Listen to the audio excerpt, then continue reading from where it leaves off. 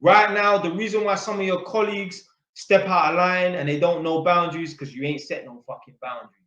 When you entered the workplace or whatever, you thought, oh, okay, I'm new here. I don't want to upset anyone. Fuck everyone, bro.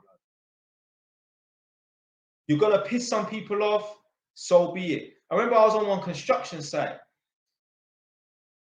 Obviously, I'm an electrical tester, and there was always like these other electricians working in that. And I remember like, I would disappear and go somewhere else and that.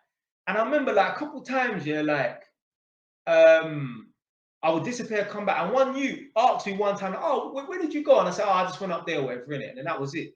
And then another time I must have disappeared, come back. And then she said, oh, where did you go? I'm like, bro, why are you asking where I'm going for? Why do you need to know? Like, I'll be abrupt like that. He's like, oh, it's cool, it's cool, it's cool. He didn't want to speak to me after. Cool. Don't ask me no fucking questions in the first place. I don't need to continue speaking to someone that asks people dumb questions. Why are you worried about where I'm going? We don't work together. We're working in the same area, but we don't work together. What are you asking me questions for? So yeah, I will fall out with people. Don't give a shit. Don't care. I'm public enemy number one. I will move to a new road and I will fall out with all the neighbors. I don't care. Because why do I care about being friendly with you people? The only reason why I've come into contact and in the same perimeter is just because I so happen to buy this house. So therefore, if I bought a house around the corner, I would never know you. So why do I care about being friends with any of you people?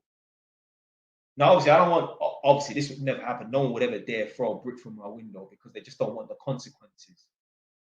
Yeah, they're not ready for what will happen next. But yeah, I don't give a fuck about falling out with people. Everyone around here, nobody likes me because I've had to stick it on 4 people before I even moved in. You're not going to approach me and say, oh, this is where we park with our cars. I don't give a fuck about you lot's tradition. I don't care. Move. I had to stick it on 4 people before I even moved in. I don't give a fuck. Some people will move to a new environment and try to fit in. Don't anger none of the neighbors. Yo, you can't speak to me. You can't speak to me. This is why so many men go jail and they turn Muslim. Like, you know, there were spiritual people and that, but they didn't really have a faith. If they had to lean towards one, they'll say, okay, I'm a Christian just because I'm born in this country and my family, you know, I would get married in a church as opposed to a mosque. I mean, I don't know if Muslim men and women get married in a mosque. I'm just assuming they do.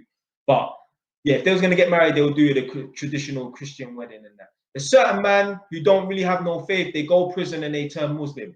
Not because they were enlightened by the Quran. No, they jumped on the wing, they landed on the wing, they looked around and they saw a bunch of acts and they thought, right, it's get down or lay down. I don't give a fuck. The imam tried to come to my cell, oh, you know, brother, you want to come? No, not interested. Thank you. I'm an atheist, blood. Not just going to join some religion because I'm scared of not fitting in. There's certain men, when they go to prison, they want to make friends with people. But I didn't try to make friends with no one. Obviously, naturally, you're going to make friends with people. But I had a bunch of guys, they wanted to rush me in prison because I tried to punch up some mute in front of them. I ain't trying to make friends with no one, blood. I don't give a fuck, fam. Public enemy number one.